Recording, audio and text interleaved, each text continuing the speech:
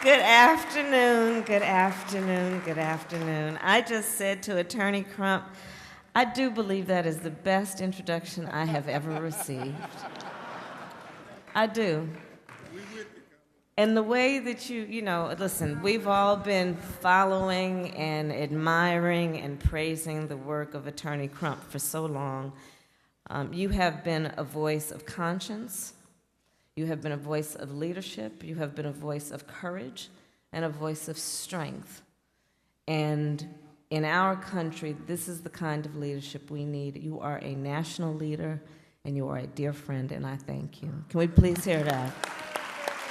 For Attorney Ben Crump, for that introduction and for your support, I thank you.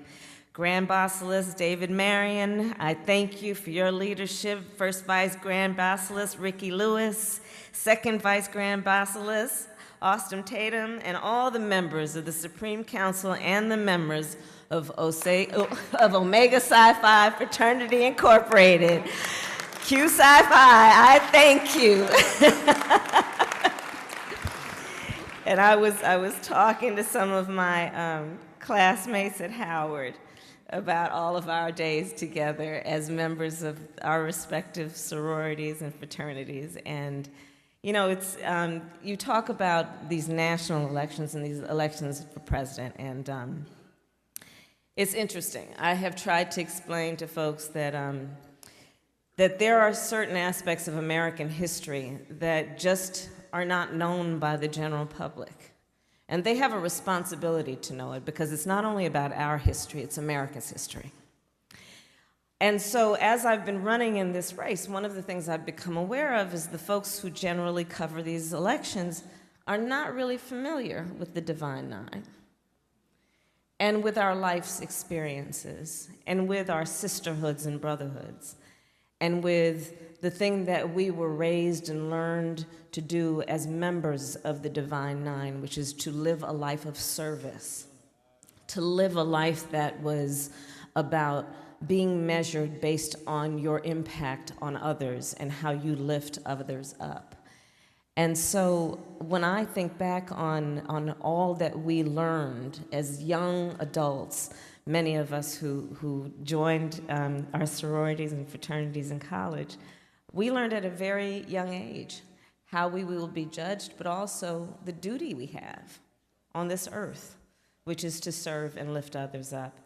And we learned it through fellowship. We learned it because we learned and knew that we should be deep of faith and that we should always believe in what can be, unburdened by what has been.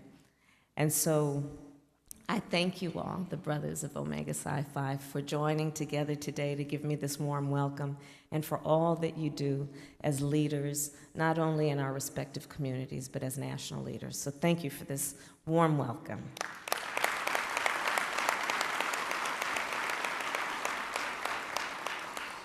And so, as everyone here knows, for more than 100 years after the founding of this prestigious fraternity, at my alma mater, Howard University, you know,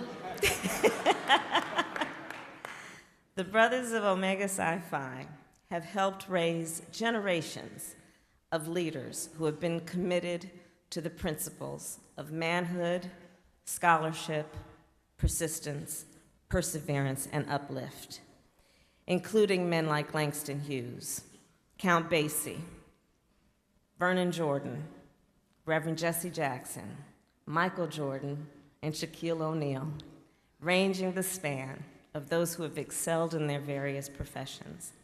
And as the first Black fraternity founded at an HBCU, you and the members of this organization and this fraternity have helped shape the history of our country. And in so doing, you have also fought as leaders on the front lines always in the fight for justice and equality. And it has been your commitment that is grounded in a mantra that you and I know well. We memorized it early in our lives, and that mantra being to see it through, to see it through. And we learned, eyes front.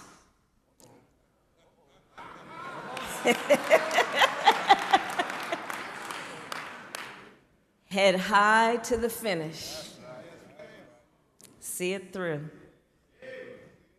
And so in the 1940s, the members of this great fraternity were eyes front as you protested discrimination in the armed forces. In the 1950s, your future members, Ernest Green, stood head high to integrate Central High School in Little Rock, Arkansas.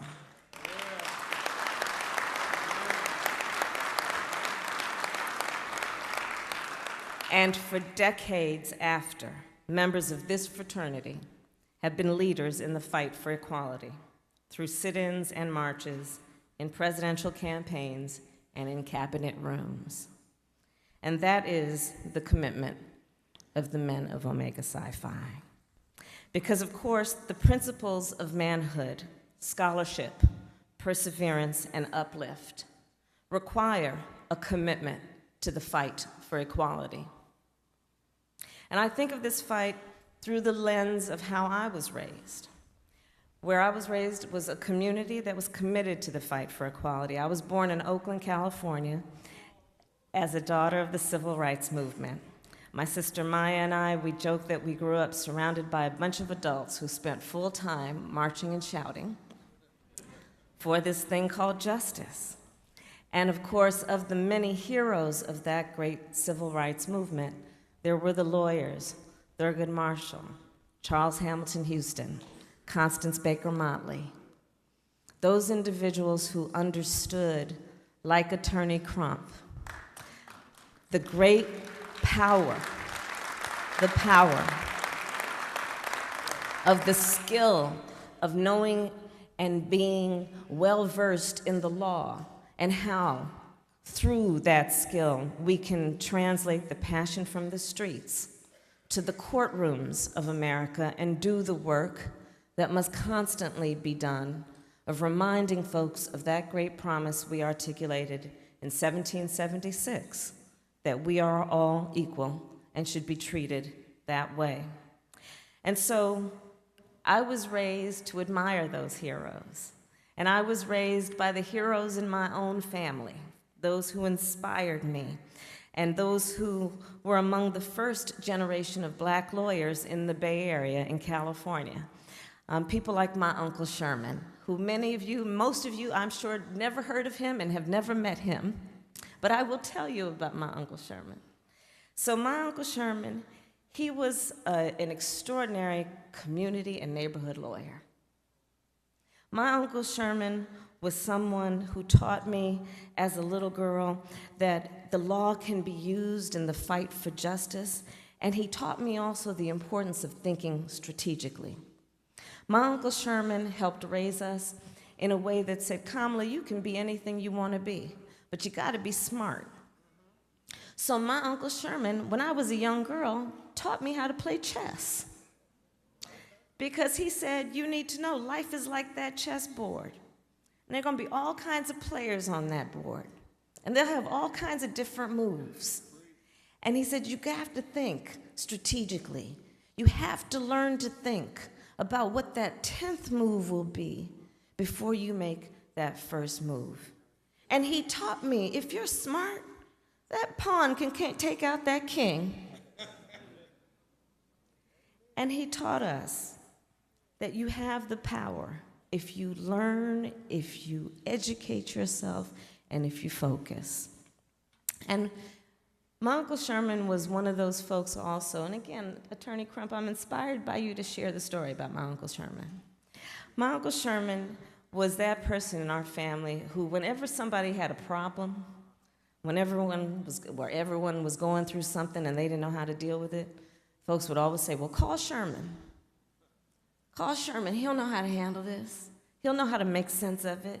He'll know how to help. And so then, eyes front, head high, he always saw everything through the end. And I decided at a young age I wanted to be that person. I wanted to be the person that folks would call when they were in need. That person that could protect people, that could help them out, that could make sense of what was wrong and fix what was wrong. So after graduating at Howard University, I went back home to California to law school, And then my family gathered around and they said, okay, Kamala, so what are you going to do in your fight for justice? And I got all excited, and I said to them, well, I've decided to become a prosecutor. Well, if you have any sense of who my family is, you will know that at best they found it a curious decision. And with some of them, I had to defend this decision like one would a thesis.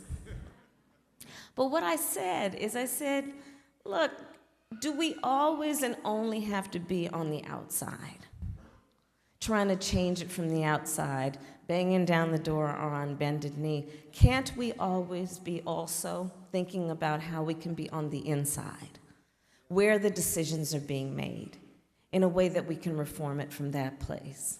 And so I decided that's how I wanted to play my role in doing what I was born knowing had to be done around reforming a criminal justice system that needed to be, as Attorney Crump has said, more fair, more just, and more equitable. And so I became a prosecutor, and I became one of the first of a handful of black prosecutors in Alameda County, which is in California, its base being Oakland, California. When I was elected to become a district attorney, I was the first black woman elected, as you have heard, to be a district attorney in a state of 40 million people. When I was elected as district attorney, there were only 3 black elected district attorneys in the entire United States of America.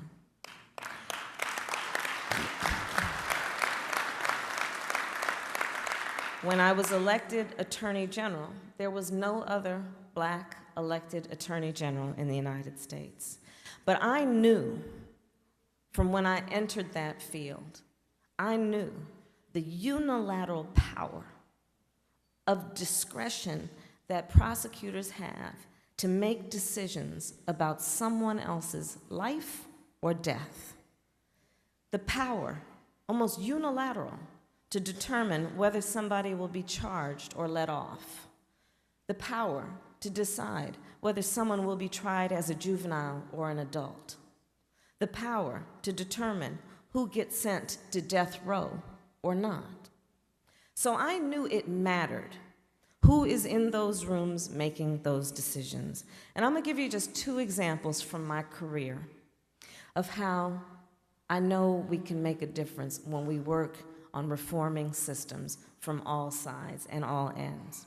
So a few years after I graduated Howard and then got out of law school and joined the DA's office, it was during the height of the crack epidemic. And as you all may remember, in Los Angeles and in California and other places, there was a lot of gang crime, and these legislatures were passing all these gang laws, these enhancements that meant that sentences would be harsher if somebody was affiliated with a gang. And so I'm sitting in my office one day, and I could hear folks outside talking about how they were planning to try and figure out how to prove a case. And they started talking about the way this young man was dressed. And they started talking about the neighborhood in which he was arrested. And they started talking about the music he was listening to. So I stepped out of my office, and I joined their conversation, and I said, hey guys, so you know this conversation you're having? Well, let me tell you. I have family members that dress that way. I got people who live in that neighborhood, and I'm about to date myself, and I have a tape of that music in my car right now. Too short.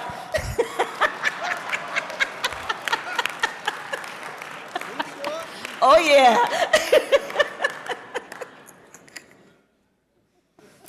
So that's one example. Another example, and I have many, but I'll share with you just these 2. Another example is later on when I was elected as district attorney. And I'd be sitting in my office. This happened so many times. I'd be sitting in my office, and my receptionist would come and knock on my door and say, there's another one at the front window that wants to talk to you. And what it would be is there would be a lady who would come to the front window and tell the front receptionist, I want to talk to Kamala. No, I only want to talk to Kamala.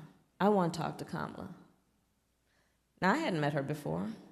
She said, I want to talk to Kamala. I'd go to the front window, and there she would be, a mother who had lost her son. And I would take her back in my office, and we would sit down on my couch, and she would cry as I would hold her hands. And she would cry and tell me about how nobody was taking her grief seriously.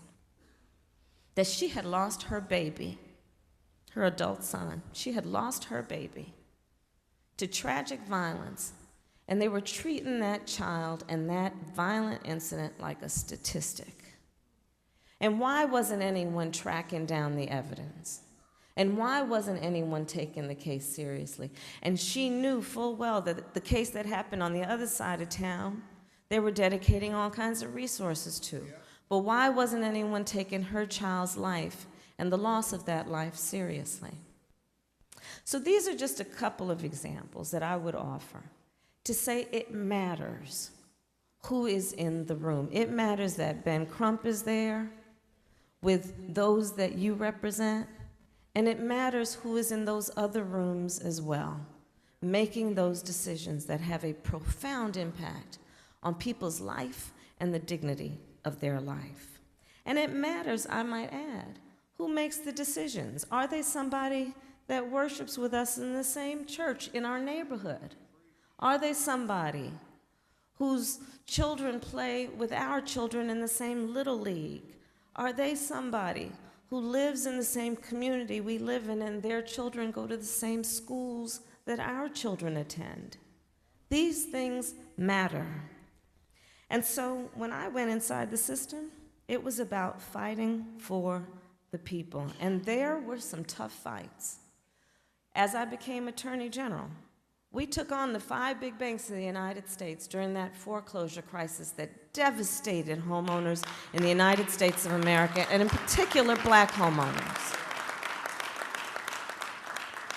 And those banks offered us a couple $2 billion, which sounded like a lot of money, but then I said, well, let me just understand who exactly has been impacted, and I realized they were offering us crumbs on the table. I would sit in rooms with the CEOs and the important people at the banks, and they would talk to me about how, oh, well, don't talk to us about predatory lending practices. Those homeowners were trying to game the system. Those homeowners were cheating. And I said, no, see? And then they would say, well, you're just trying to take money from our stockholders. I said, you're trying to take money from my stockholders, the homeowners of America.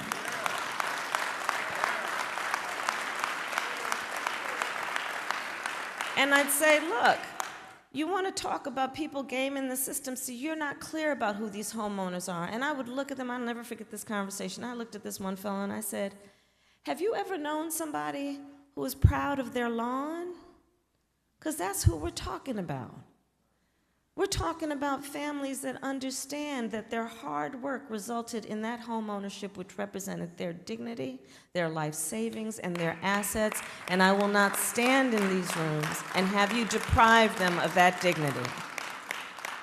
It was about being in the room to take on the pharmaceutical companies that were preying on seniors and selling them a bill of goods about what these medications could do, and then charging them to the point that today, 1 in 4 diabetes patients cannot afford their insulin.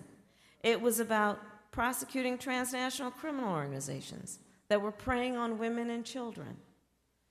Preying on women and children who, for most part, were vulnerable and needed support, but were the perfect prey for predators. And it was about demanding that we rethink what we're doing in the criminal justice system in a way that we reject the notion that there are only 2 choices about criminal justice policy.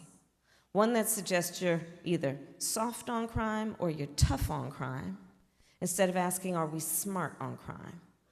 Instead of asking, look, you can look at the public health model, and it teaches us, you want to deal with an epidemic, you want to deal with a harm. Well, the smartest, most effective, and cheapest way to deal with it is prevention first. If you're dealing with it in the emergency room or the prison system, it is too late and it is too expensive. And so we demanded that we be smart. we demanded, and I demanded of the Department of Justice of California, which I ran, which was the second and is the second largest Department of Justice in the United States. I was one of the first in the country to say that the special agents who work for that department must wear body cameras and keep them on.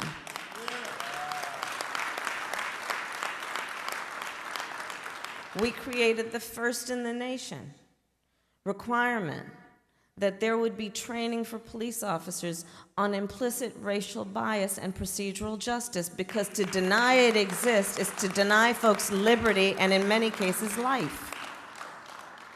It was about saying that we're going to start, which we did, one of the first re-entry initiatives in the United States, focused on young adults who had been picked up for selling drugs, because for so many of them, it was their only, they thought, path toward economic health and well-being. And we put them in job training courses and parenting classes and skills development. And when they graduated, dismissed the charges against them. And I'm gonna tell you, when we created this back in 2005, almost a decade and a half ago, I'm gonna tell you, when we created this, people would say to me, "What are you doing? You're DA. You're supposed to be locking people up, not letting them out." People would say to me, "Why are you giving them jobs? I need a job and I haven't committed a crime." And I would say, because we have to be smart and we have to recognize that there are many levers that need to be pulled in a way that we bring justice to a community and in a way that we create public safety. Because it matters who's in the room. And so at each juncture, I definitely tried to live those words, which is to take on these fights and see them through. And I would say to ΩΨФ that right now, today, we are at a moment in time in the history of our country that is requiring us to look in a mirror and ask a question as individuals and as a community. And that question is, who are we? And I would suggest that part of the answer to that question is, we are better than this. We are better than this. And so, as I stand before you today, as a serious and, as they call it, top-tier candidate to be the next president of the United States,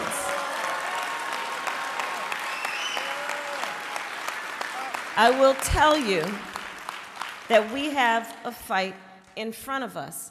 And I think we all know the context, but I'll lay a little bit of it out.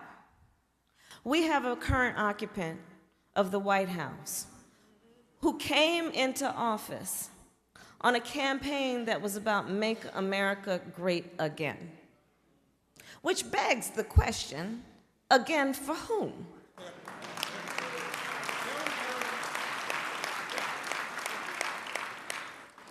A current occupant of the White House that I believe begs the question, Make America Great Again? Again before the Civil Rights Act? Again before the Voting Rights Act? Again before the Fair Housing Act? Because we're not going back. We're not going back. We're not going back.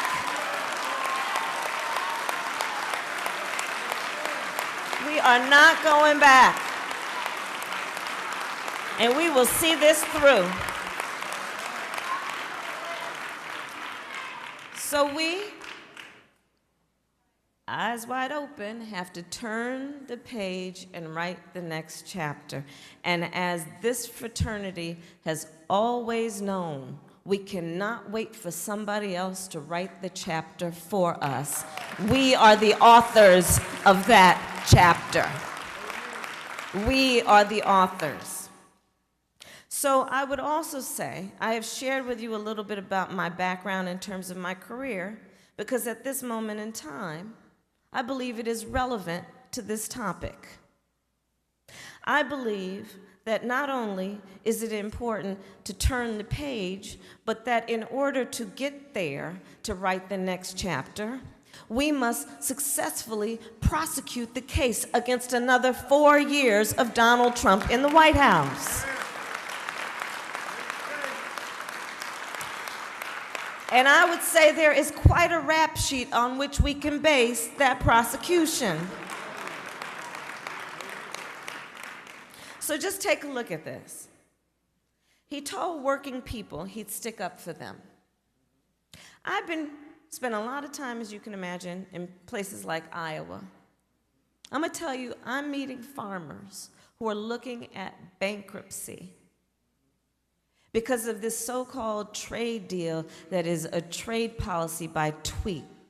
They are looking at soybeans rotting in bins. You travel this country, people are estimating that auto workers, because of this so-called trade policy, as many as 700,000 may lose their jobs by Christmas. American families are right now, because of this so-called trade policy that was born out of ego instead of what could be in somebody's brain, now American families right now are looking at paying $1.4 billion more a month in everything from shampoo to washing machines. He told working people he'd stick up and stand up for them, and then he passed a tax bill that benefits the top 1% and the biggest corporations in this country, to the point that 60 of the biggest corporations in America last year paid no taxes. Who here paid no taxes last year? He told people he'd get everybody health care, came in trying to get rid of anything that Barack Obama created, knowing full well, by the way, that the Affordable Care Act that they labeled Obamacare was one of the most effective and important public policy initiatives in lifetimes around getting people access to health care. He got defeated when the Congress said, no, you don't. Remember John McCain, the late great John McCain said, no, you don't. But yet he's still trying to revive it, led by a bunch of attorneys general, trying to revive an attack on the Affordable Care Act, which, if they succeed, will mean bringing back pre-existing conditions as a barrier to folks getting access to health care, bringing back a state of play where our children will not have access to our insurance plans up until the age of 26. Let's look at this rap sheet. Let's look at the fact that they've been putting babies in cages in the border and calling that border security when what it is a human rights abuse being committed by the United States government. Let's look at the fact that under that Department of Justice, they have tried to revive the war on drugs. They have stopped paying attention to consent decrees where courts are supposed to oversee reform of police departments that have been proven to have a history of discrimination, and they are no longer, for the most part, conducting pattern and practice investigations, which are supposed to be done when it is disclosed that there is discrimination and profiling in law enforcement. Let's look at the rap sheet. Let's look at the fact that we are facing a climate crisis. It represents an existential threat to who we are as human beings. But yet, instead of embracing science fact, they're pushing science fiction to our collective peril and demise. And by the way, pay attention to what's happening in New Orleans this weekend. Pay attention to which communities will be devastated first and not have access to clean water and have their communities deteriorate because of this climate crisis. Let's look at that rap sheet. Let's look at the rap sheet. When he came in, strong man, right? Just swinging his power all around.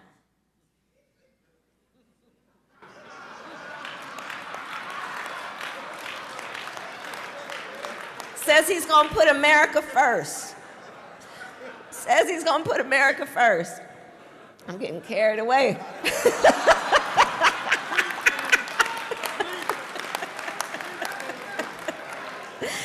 said he's going to put America first, which suggests that he would have our nation's security as his highest priority. But yet, on the fact, I serve on the Senate Intelligence Committee.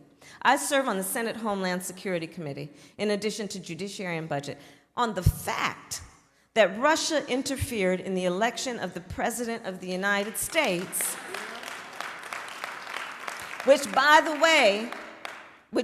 way, was a campaign that was about misinformation targeted on America's Achilles heel, which is race, and focused on black folks. On the subject of Russia's interference in the election of the President of the United States, the current occupant of the White House takes the word and prefers the word of the Russian president over the word of the American intelligence community. On the subject of an American student who was tortured and later died, he prefers to take the word of a North Korean dictator over the word of the American intelligence community. On the subject of a journalist who was assassinated, a journalist who had American credentials, he prefers to take the word of a Saudi prince over the word of the American intelligence community. We need a new commander-in-chief.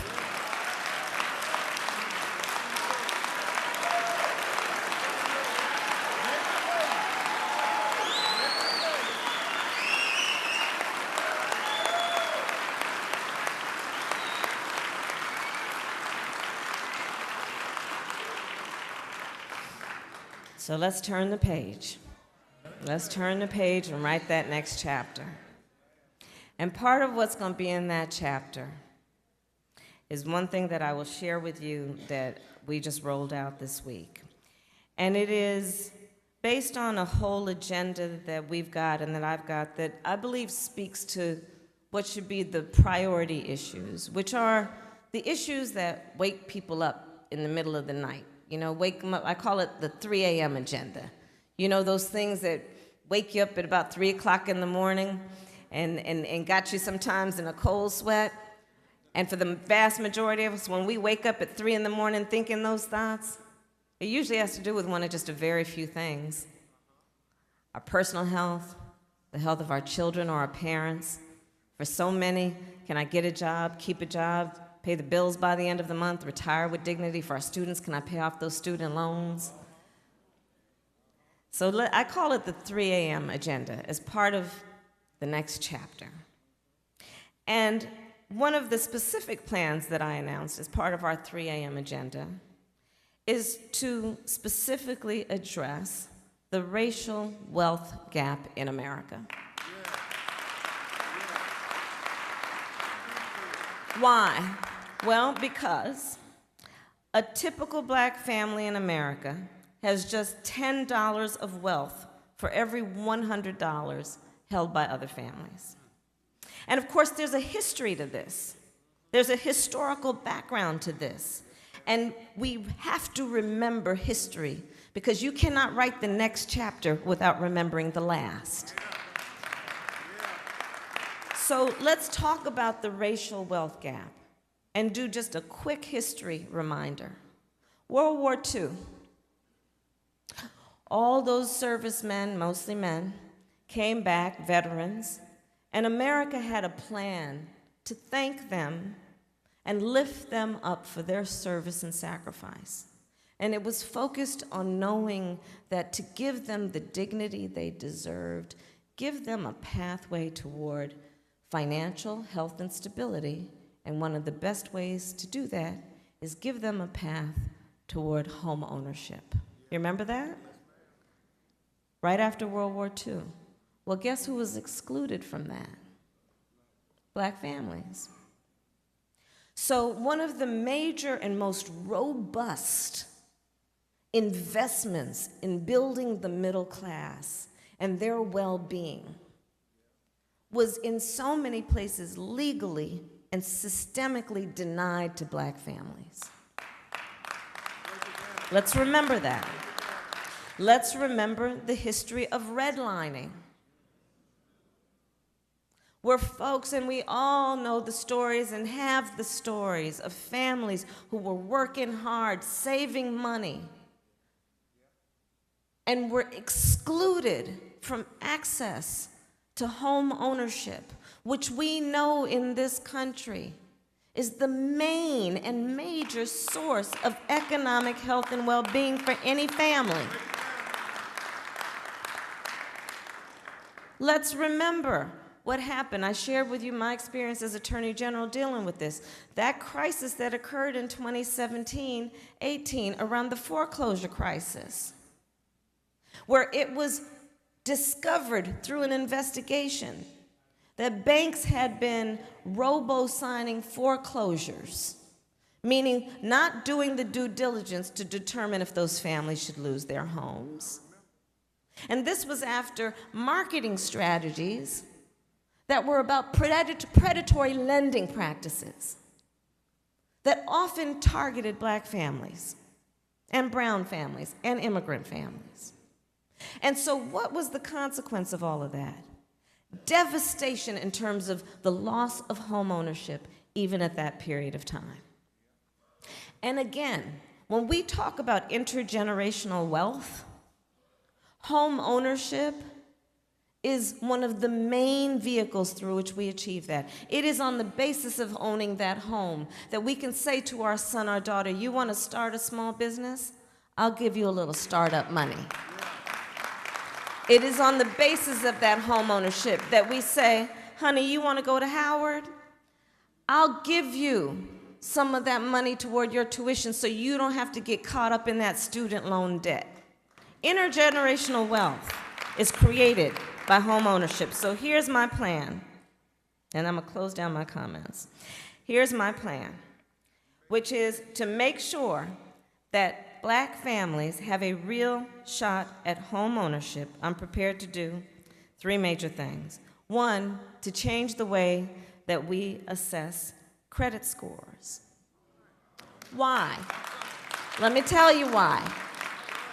If you look closely at the system that is designed to measure your financial responsibility, it is a system that has been designed with an assumption that you have wealth and assets.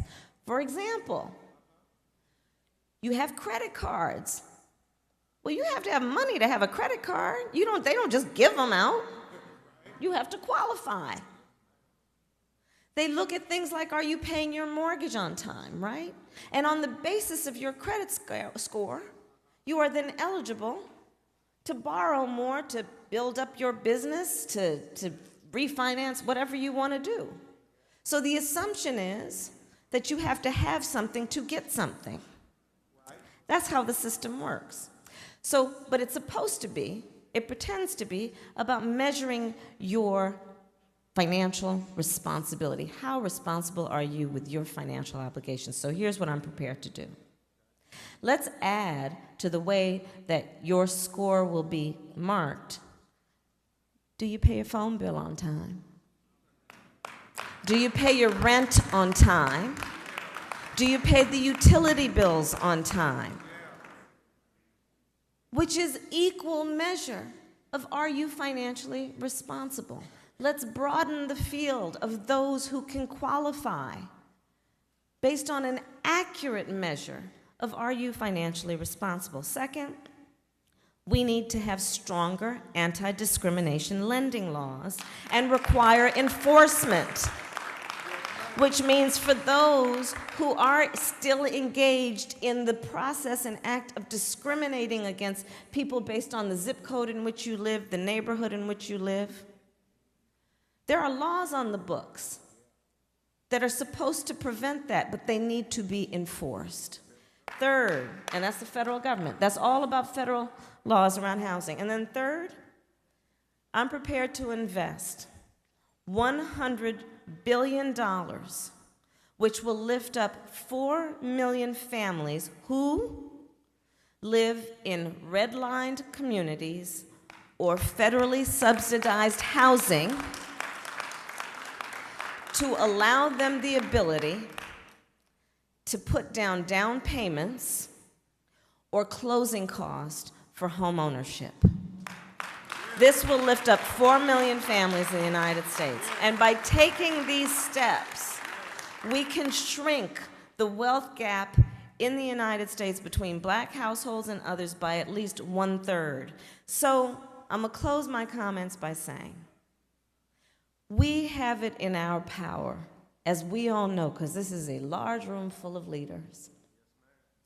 We have it always in our power that when we are in those rooms, to make it matter, to make a difference, and to push things forward, and to see it through.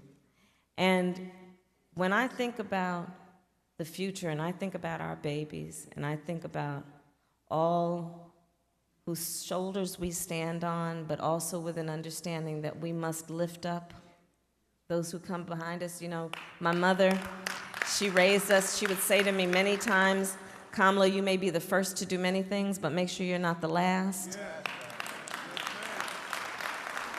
So when I think about eyes front, head high to the finish, and we must see it through, I also think about it this way. Years from now, our children, our grandchildren, and others, they will look in our eyes, each one of us, and they will ask us, where were you at that inflection moment? And what we will be able to tell them is more than just how we felt at this moment in time. What the brothers of ΩΨФ will be able to talk about is what we did, what action we took, and the leadership we showed. I thank you very much. Thank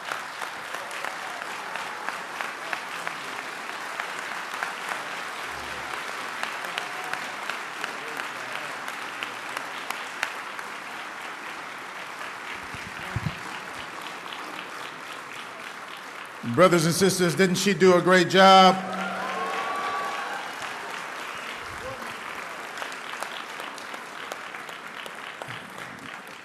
And brothers, while you're standing, seem like we know a little bit about see it through. Can you say it for her? When you're up against the trouble,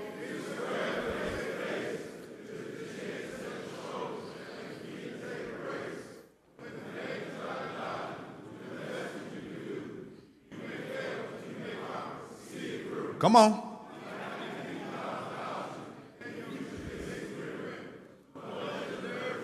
Keep yourself in fighting trim.